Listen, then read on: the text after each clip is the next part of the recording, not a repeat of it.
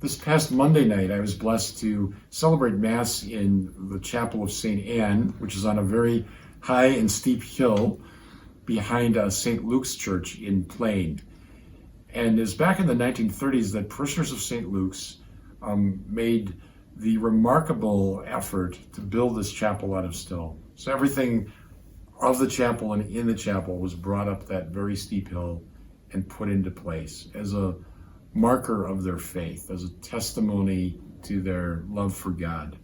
And every year on or around the Feast of St. Anne, July 26th, the folks pray the rosary as they walk up the hill and finish the evening with Mass. And I was blessed to be there Monday night. Beautiful people, remarkable place. And when I think of St. Anne, I think of all the other chapels and shrines around us. I'm thinking of the shrine in Dickeyville, thinking of the little chapel of Our Lady of the Fields near Loretto. I'm thinking of the chapel in Cambria where we celebrate the migrant masses in the summer.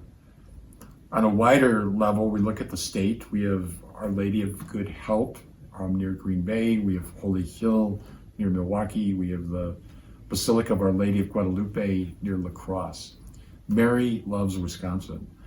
And we see in those chapels, those shrines, those wayside markers, a testimony to the faith of our forebears, but also an invitation to us to pray in the beauty of nature, that our faith isn't just contained within formal parishes and churches, but that the whole world is an extension of God's reign and of God's goodness.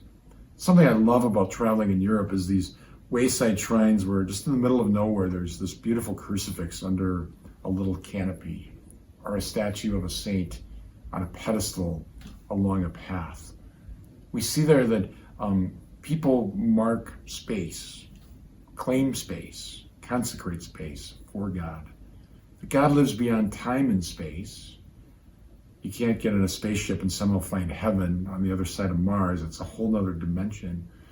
But through Jesus, God has entered into time and space. And so he invites us to consecrate both our time and our space to him. And Catholicism is genius in its consecration of space. When we think of churches and shrines and wayside chapels, markers that remind us everywhere that God is here with us and that he loves us.